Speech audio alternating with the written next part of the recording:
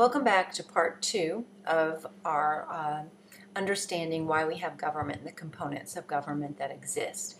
We're going to move on and talk about the logic of our system, what it rests on, how we understand it. So when we think about the quality of democracy that we have today, we have to understand that it is a reflection of the quality of our governing institutions. We just talked in our previous lecture about the importance of designing institutions, how critical they are. The better your institutions are, the more likely that you can carry out collective action effectively. They have to be designed to meet the goals of collective decision making. But one thing that we have to recognize is that institutions are not made in a vacuum. They often reflect our core values, or at least we hope they reflect our core values. Elections are reflective of the fact that we are a democracy and we believe in equality. One person equals one vote. But we always have to ask ourselves as we look at our institutions and evaluate them, and in the example of elections, we can ask, are they responsive? Are they fair? Do they produce good candidates? I study political presidential nominations and elections in general, and I can tell you from my own experience that how our election system has evolved, money plays a very large role. Are they responsive to public opinion? Are they responsive to needs? Do we always get the candidates that are best qualified to represent the most people? And the answer to that is no. So institutions, even though we value them, even though we have this great institution of elections, that its components themselves have to constantly be reevaluated. Fundamental notions. In our Constitution, we have the First Amendment, we have the Bill of Rights. We think the protection of individual liberties is very important. But as our institutions have evolved, have they done well to preserve these liberties? How free are we? We're constantly producing new legislation, new policies. How well do they work? And we can't fall asleep because even though we think we've produced great institutions and that they may outshine many other institutions worldwide, they're always changing. They're always reflective of changing, and there are many points, many gateways where individuals and groups can enter and alter the way things are done. So as an individual, as a citizen, as an academic, we always have to continually be monitoring these and see whether or not our core values are actually reflected in there, or if other values are being reflected. But regardless, we look at some of these questions that are there, and if we don't understand how our institutions work, if we don't understand the underlying logic of collective action and how our institutions are meant to carry them out, then we really can't assess these problems.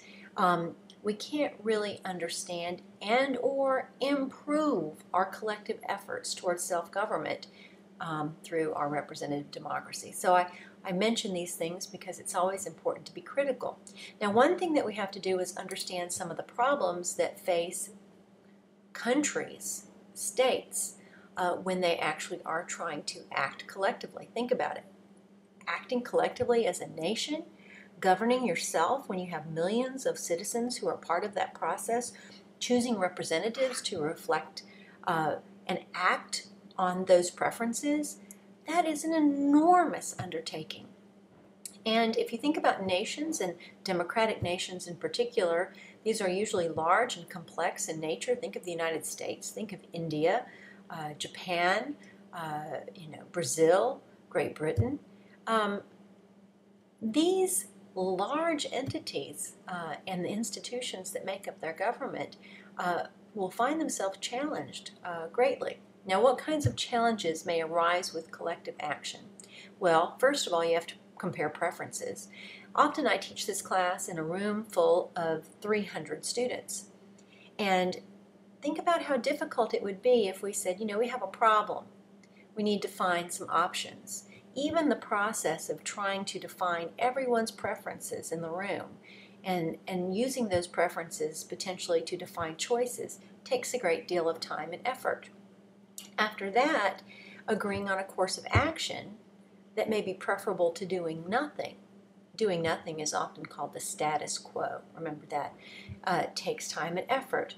Once we decide what that option is going to be and we figure out a way to choose it, well, one comes before the other, then actually implementing it and then enforcing the collective choice for everyone takes even more time and effort. So these are all challenges. Within these general challenges, we talk about some even greater challenges. We break them into categories or classes in terms of reaching group agreements and implementing those agreements. That, again, is collective action. We talk about coordination, and we talk about the prisoner's dilemma. And I'm going to move on and talk about each one of these. When we talk about coordination problems, that is simply being able to work together. As it says, to coordinate, to move in tandem, to work as one unit efficiently without faltering.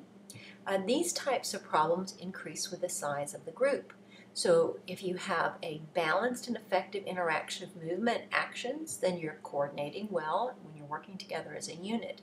And it really does get more difficult. Think about how you're trying to plan an event. And say the event only involves 2 people. Coordinating your efforts to work on the event is minimal. A bit more work than just doing it yourself, but you have 2 people. You have to look at your schedules. You have to look at any other constraints that you have, your ability to be in one place at one time and work together and communicate. 2 people. Easy peasy. But imagine you turn that into 100 people or 345 people. You know, your preferences about what should be done, how you should do it, when you can meet, all those things are going to change and become much more difficult. So sometimes it may be that if you have a coordination problem, you may need to delegate to solve it. And I'll give you the example. In a quartet, you have 4 people playing an instrument, and they sit together close by. They play, they hear each other, they see each other's movements. They can position themselves so that they can play their piece of music and interact in an easy way. And they're quite successful at coordinating and producing the output that they need. But a symphony orchestra is different. They can barely see each other because there are hundreds of individuals playing instruments. So how do they solve that problem? How do they keep in time? How do they keep their rhythm? How do they work together as a unit? Well, they delegate to a conductor. A conductor positioned away to conduct the orchestra, to make them move in sync, to keep the beat. Everyone can see them. They focus on that individual, and that individual coordinates all the activities of its members. We find something similar in the Senate versus the House of Representatives. The Senate only has 100 members.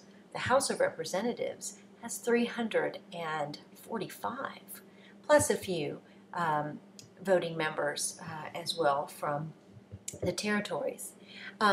So in the case of the Senate, basically because they're small, they can talk to each other, they retain a lot of power. They don't really delegate much of this power to anyone.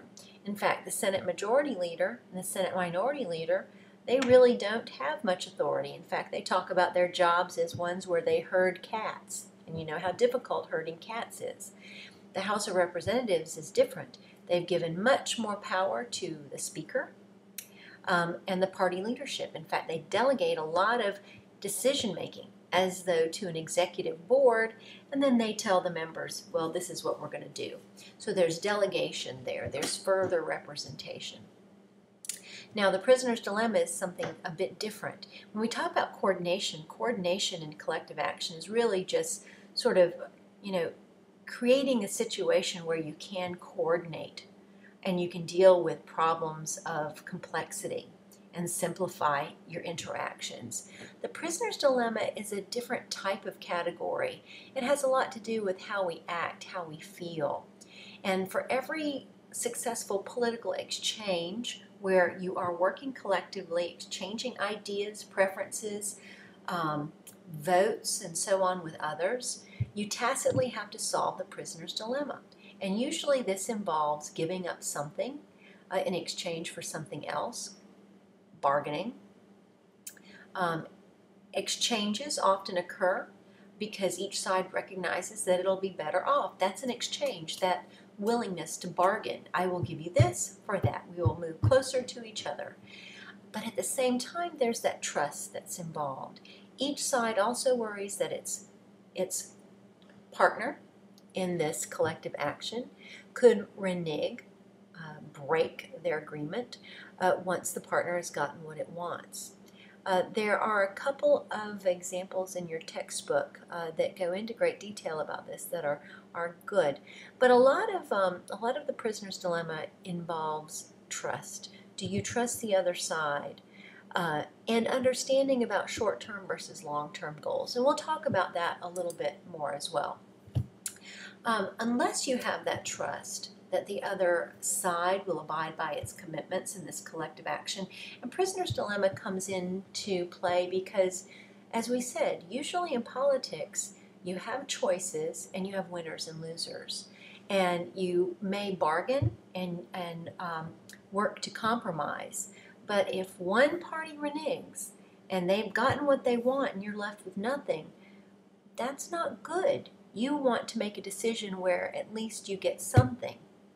And that's where the prisoner's dilemma creates a situation where rational people make poor decisions that don't think about the long-term gain for the public and think only of the short-term political security. Again, reading in your text will give you a lot more context into this. There's also a video that is posted that will help you understand the prisoner's dilemma as well. But how do we solve the prisoner's dilemma? How do you make sure that you will have a mutually profitable exchange, that your partners will abide by their commitments, whether they're Republicans or Democrats, whether they're North Korean or South Korean, whether they are labor or management? How do you solve the dilemma? Well, you make reneging, breaking the agreement, and defection, cheating on your partner, very expensive. If you break a contract negotiated by labor and management, usually there are legal consequences. So creating a justice system with contracts is one way to do it. You create institutions that guarantee agreements are honored. And the emphasis again is on repeated play. In fact, we've got a very polarized Congress right now, and there are many people who say that honor and censure don't mean as much as they did in the past, where when a Senate member would give their word, they would never renege. They would work with the other party, and today it is much less so. But again, basically, with the prisoner's dilemma, you have a situation where either two parties or two individuals or two groups are trying to work together on a collective agreement, even though they may have different preferences. They bargain, they cooperate, and if they are able to communicate, that is a positive. But if they don't trust each other, if they worry that the other side is going to play them badly, then they may not be willing to work together. And that is that fear that keeps political actors sometimes from doing what they need to do. Now, within the general prisoner's dilemma, there are some classes of problems. And one of them is the free rider problem. This is one that large groups often have to deal with because their members have a temptation to free ride, to defect from the agreement by withholding their contribution to the group's undertaking while getting the benefits of collective effort. And I'll give you an example. You belong to a group. You're a member of a quartet. If you stop playing your instrument and you get lazy, or you didn't prepare and learn your piece and you show up, does everybody know it? Does everybody get mad? Are you likely to suffer for it, lose your job, be ridiculed, not be invited to the dinner afterwards because you let everybody down? Absolutely. In small groups, there's much more scrutiny, much more ability to control members' behavior. In large groups like the symphony, someone could not play their piece and no one would know. So you can get by with free riding in a large group. So size plays a critical role in free riding. And it often arises when citizens like yourself and myself recognize that their small contribution to the collective enterprise will not affect its success or failure, or even be noticed. Think about how many people don't vote. Voting is important to democracy, but so many people don't vote because they believe that their small vote isn't going to make a difference, and in most cases it doesn't. And they're not scrutinized, nor are they fined. In some countries like Italy, you may be fined for not participating. In some countries where it's mandatory, you may be have a higher consequence. Public television, think about how many people watch it and how few people pay for it. These days, when everybody has cable, maybe that's less of a good example.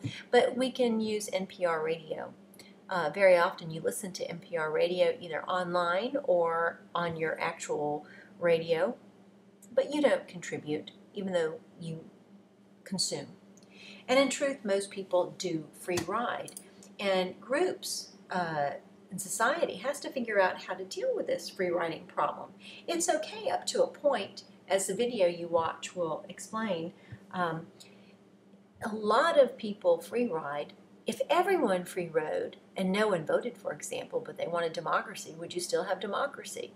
At some point, if there are too many free riders, you lose that positive entity like free voting, elections, and so on. So groups tend to work to maintain some of that, like with positive incentives. You have solidary benefits, which are social benefits. A lot of people will join a group because they enjoy being around people like themselves.